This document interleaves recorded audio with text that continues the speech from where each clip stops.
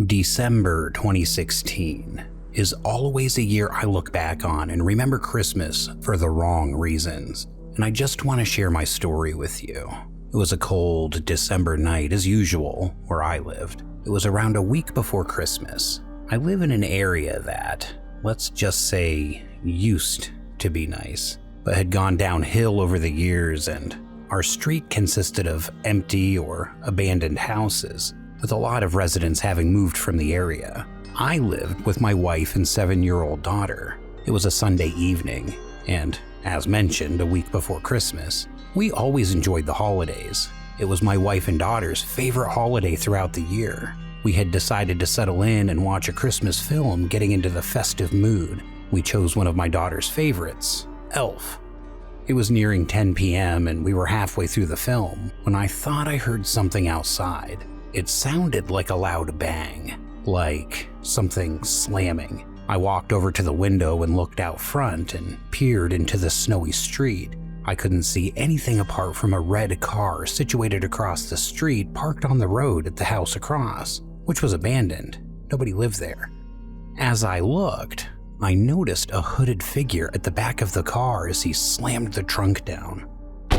There was another hooded figure in the driver's seat, and as soon as I noticed him, I realized he was staring straight at me. He must have signaled at the other guy at the trunk as he too turned and stared at me. I kind of froze at this point, not sure whether to shut the curtain or continue staring. That's when the guy moved from the trunk of the car and got into the passenger seat, both still staring at me as they began to slowly drive off. I found it strange that when noticing me, they stopped what they were doing and drove off.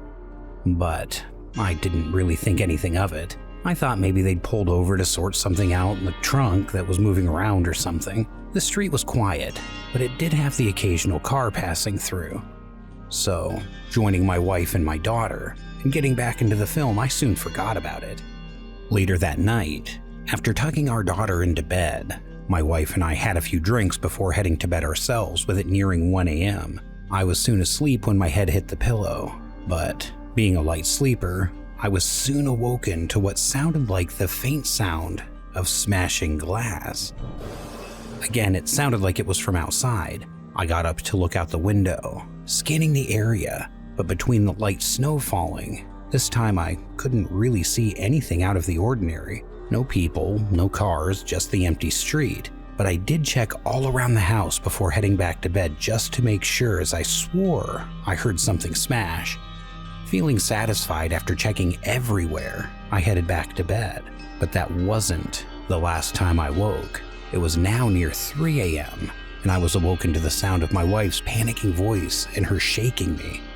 I sat up, asking her what was wrong, when she said to me she woke up and could hear somebody outside. When she got up to look, she heard a car engine, and as she looked out the window, she saw a car across the street with a hooded figure in the driver's seat.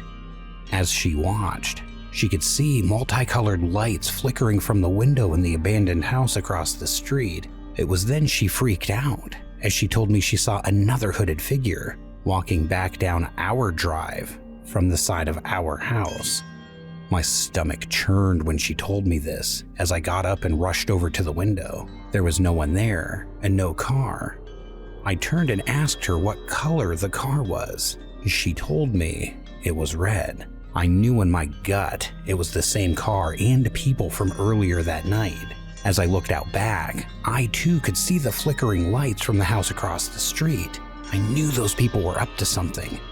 Worried they may have broken in, I grabbed a baseball bat out of the closet and headed to the hallway. There were no signs of a break-in, and there was nobody inside, but there were footprints in the snow outside my house leading up to the windows.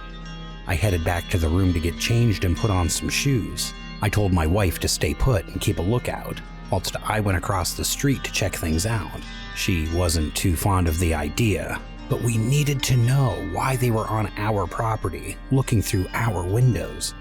As I stepped outside into the cold, I had the bat with me. I could clearly see footprints leading from our house back across the street. As I looked over to the other side, I saw the tire marks in the snow of the car that had taken off up the street. I could now clearly see the flickering colored lights coming from inside the house, the front door still boarded up. It was then I noticed the smashed side window. All of the glass had been removed from the frame. That must have been what I heard earlier that night. As I slowly approached, I looked through into the house, and I couldn't see anything apart from the eerie flashes of light breaking up the darkness every few seconds. The house seemed empty, but as curiosity got the better of me, I had to know what the light was inside and why those people had broken in. As I steadied myself to climb in through the window, I noticed what looked like blood dripping off of the window frame. Call me stupid, but I still went in. As I stood inside the empty room, I gripped my bat tighter as I put my phone light on to lead the way. Suddenly feeling a whole lot more freaked and vulnerable being inside, I proceeded to find out what the flashing light was. As I walked into the hallway, I stopped in my tracks. My heart began to race. I'd found the source of the light, and as the multicolored lights flickered on and off, I could clearly see they were Christmas lights wrapped around a big, black garbage bag. Hanging from the light fixture on the ceiling, I began to shake as I could see the black bag was dripping onto the floor, and I knew what shape it resembled. I knew what it was, but I had to be sure. I reached out, my trembling hand, as I touched the black bag, slowly tearing it open, my heart pounding out of my chest. To my horror, as I suspected, what hung in front of me was a dead body.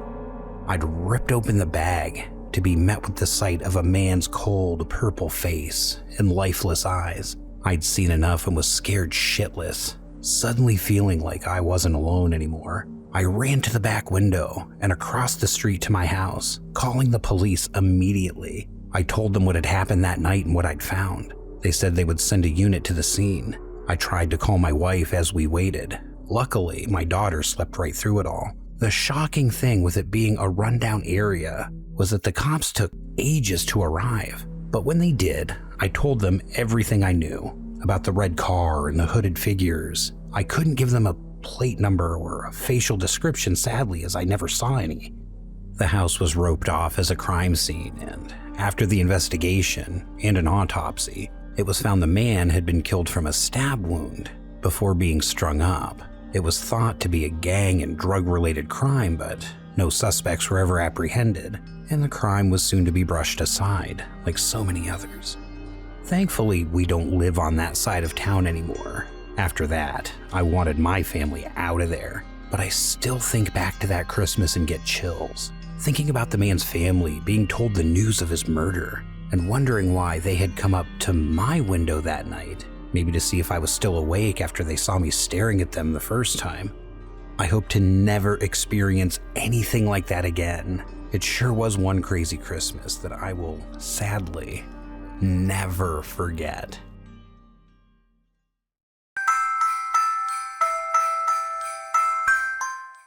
This happened to me and my younger brother around Christmas, when I was 14 and he was 6. I'm 22 now, so this was 8 years ago. Christmas was and is one of our family's favorite holidays throughout the year. I was at the age when Santa was not so much of a big deal to me.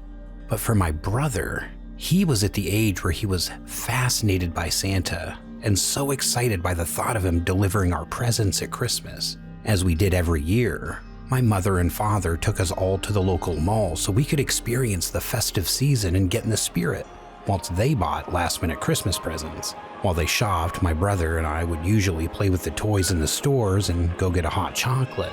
We'd been in the mall a couple of hours by this time, and my mother and father told us to stay put while we were finishing our hot chocolates, as they were quickly going to go grab one last present.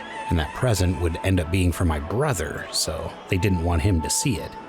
As we were sitting there, I really had to pee. The bathroom was right next to us, so I told my brother to come wait outside while I went to the toilet, as I didn't want him sitting on the table alone. I shut the door behind me and went to the bathroom. As I was washing my hands, I spoke to him through the door, but he wasn't replying. I thought maybe he couldn't hear me through the door, so I dried off my hands and opened the door. Upon walking out, I saw my brother wasn't there. I scanned the area, looking for him, but I couldn't see him. Panic starting to set in. I'd only been in the bathroom a few minutes. I looked back at the table we were sitting at, and he wasn't there either. My heart began to race. I didn't want my parents coming back and seeing that he was missing.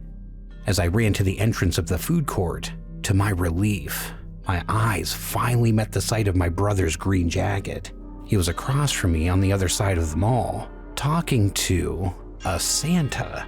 I rushed over to grab him and tell him off for wandering off without me. But as I made my way over, my brother and the Santa began to walk off. All I could think was, what the hell? So picking up my pace, I began shouting my brother's name. This did get his attention as he turned around to face me. He smiled at me, looking excited as I reached him. He began telling me how Santa had called him over and had offered to give him one of his presents early this year. I grabbed my brother's arm and looked up at the Santa. I couldn't see his face with it being covered by the beard, but I could see his creepy smile looking down at me. I remember him saying, "Hello, young man. Sorry if we scared you.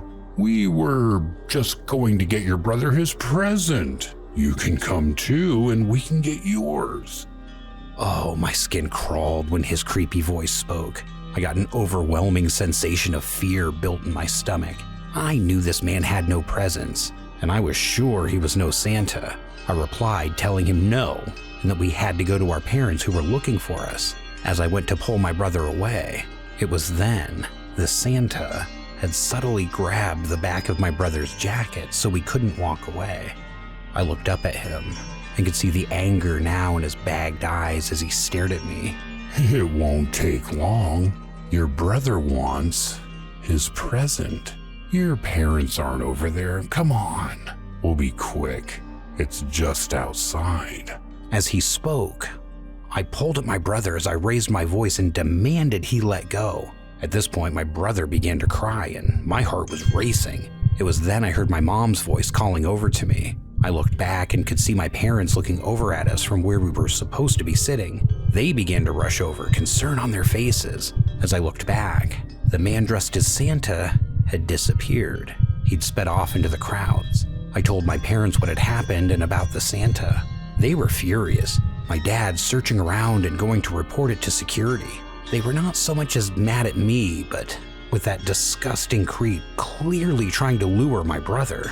Being so innocent, he didn't quite understand the severity of the situation and why my parents were hugging him. To him, Santa was harmless and a friend, but there are sinister people out there who will use that to their advantage and prey on the vulnerable. The mall had a few Santas working there. The guy that tried to take my brother clearly didn't work there and was never found.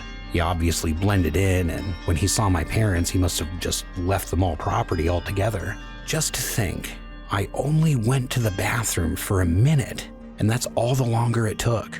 I never did anything like that after that, and always had my brother in my sight, as it just takes a second. I think myself lucky, and always think back to that Christmas, as that Christmas could have been a whole lot different. Be careful out there, you guys, even around the holidays.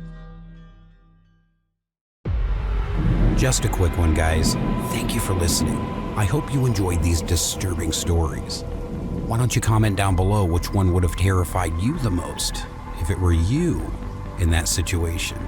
Also, don't forget to subscribe just over to the left and look out for plenty more upcoming content by hitting that bell button.